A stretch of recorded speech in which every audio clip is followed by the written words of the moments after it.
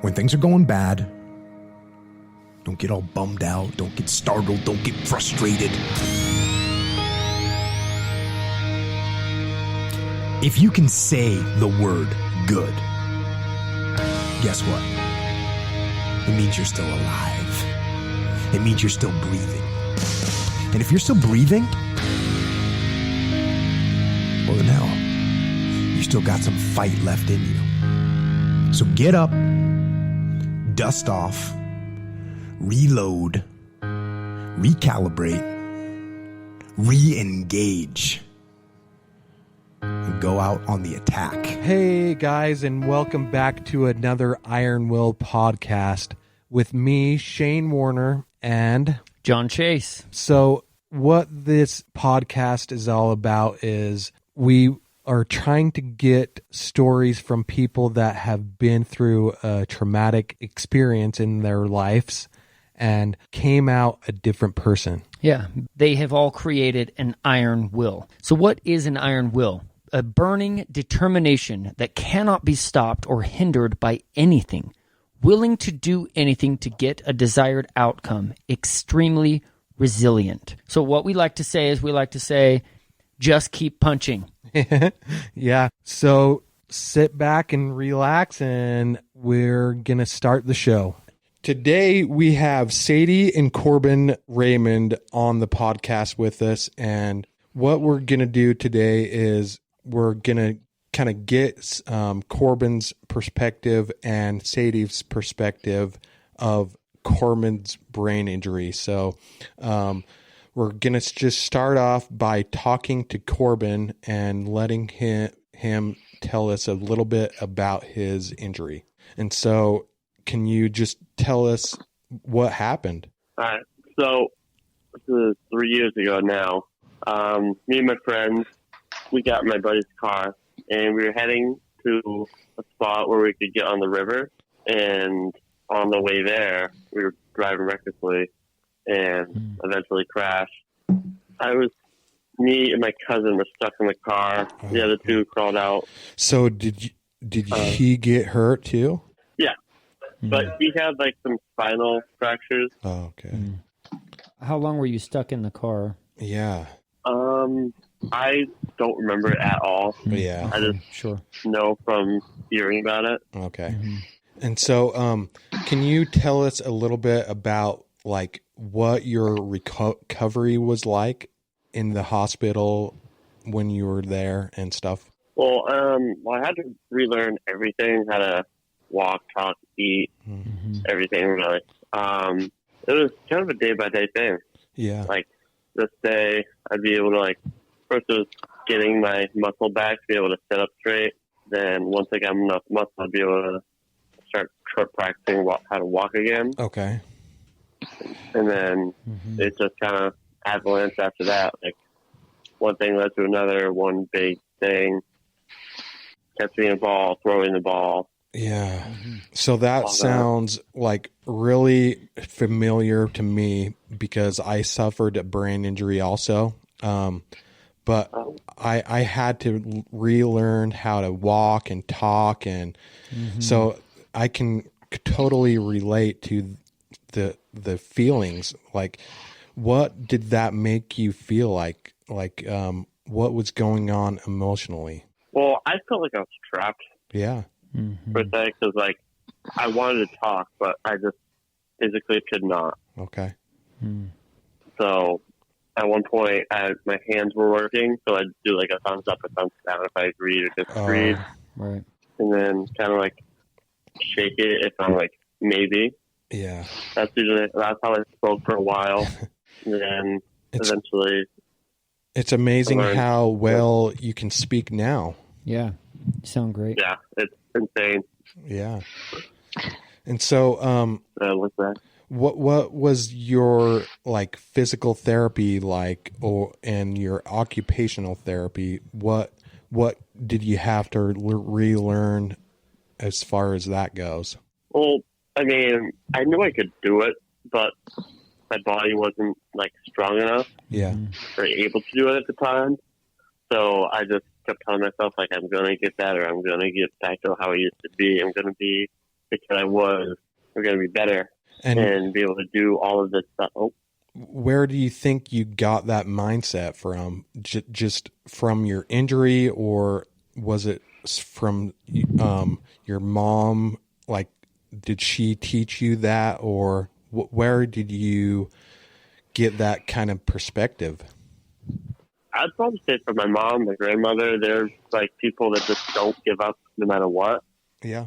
They'll fight the last bone if they need to. Yeah.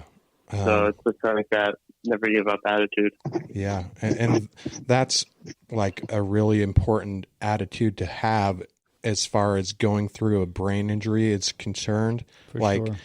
You have to be doing something. Well, I had to be doing something every day, like, because I would really quickly atrophy. Mm-hmm. Yeah, that'd be tough. Did you experience very similar type things? Like if you didn't stick to your stuff often, you'd feel like you'd atrophy? Well, I'm going to say I never was allowed to not be progressing. Yeah. Oh, right. Yeah. Of Like, course. my family was always pushing me and like always making me want to do better, want to do like get back how I used to be, all that. Mm-hmm. Yeah. So I'd say a lot of the recovery was my family as well. Oh yeah. And that's the same with me. I suffered my brain injury the day or 2 days before I turned 25. And, so they had to move me back in. My parents had to move me back into their house. And so I felt like I had no other option but to improve. For sure. Well, you have yourself, plus you have other people that you're kind of accountable for as well. You can't let them down. I know you've talked about that before. Yep. And then having those right people in your corner. Right. It sounds like, Corbin, you had the right people in your corner Yeah. to keep you going. That's great. And Yeah. that it's a perfect segue into talking to your mom about her perspective of your brain injury. And so can you, Sadie, kind of tell us what that was like for you personally? That was definitely my worst nightmare.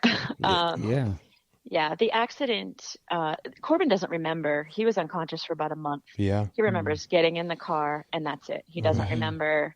And I asked him leading up to when the crash happened, do you remember, because there was their car involved. It was a one-car accident. They just lost control because they were going too fast.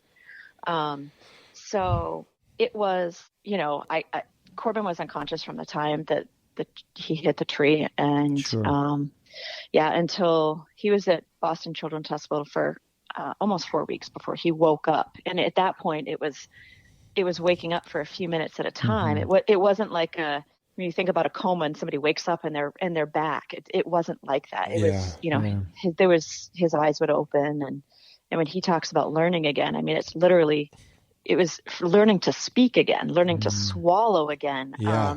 You start with some ice chips, and I'm sure what I mean? It's just. Did he have to get a tracheotomy? He did. Okay. He did.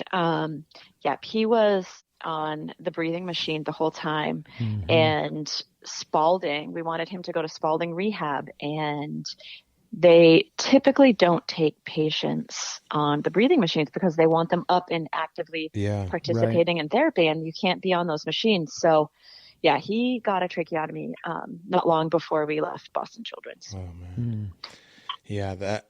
And like, what was going on emotionally for you? Like, when did you realize that you were gonna have to be his caregiver, like permanently? I think I don't know when. I think that it was never a thought. Yeah. It was never. I don't think there was ever a conscious thought where it was like, this is what it's going to be. Because I feel like we were just fighting for him to be alive and for him to come back in any sort of way. And I didn't matter. It didn't, like, obviously I wanted him to be himself again and to be independent and have all of these things that you would expect, your 16-year-old son was going to have. You want the best for your kids. And but at that point, I would have taken him in a bed. Like there was no question I could take care of him the rest of my life. So how old are you now, Corbin? I'm 19 years old. Okay. And I wondered because when you said children's hospital, I was like, okay, well, he sounds like an adult, so he must have been like a latter teen when it happened. Okay. He was. It wasn't long before. So the accident was 4th of July, 2018, and he turns 17 in September. So he hadn't even had his license a year yet. Wow. Were you the one driving? I didn't get that part. Were you the one driving, Corbin? No. It was your friend? I was behind the driver. Okay. Oh, okay. So you're sitting in the back. And what happened to the other people in the car besides your cousin? From what I know, they just got like bruises and scratches. Oh man, dude, it sucks when that's hard. Yeah. It was. So my nephew, Corbin's cousin, was in the back seat with Corbin. There's 2 boys in the front. The car, as far as we know, the car was going over 100 miles an hour. Wow. Lost control. Jeez. Really fast. Lost control. It flipped in the air, hit the ground, flipped again, eventually landed against a huge tree. And so, Corbin was trapped in the car. They needed the jaws of life to get him out. But my nephew had stayed in the back of the car. He thought he was choking, even though Corbin was unconscious. So he stayed in the car with Corbin. He thought Corbin was choking.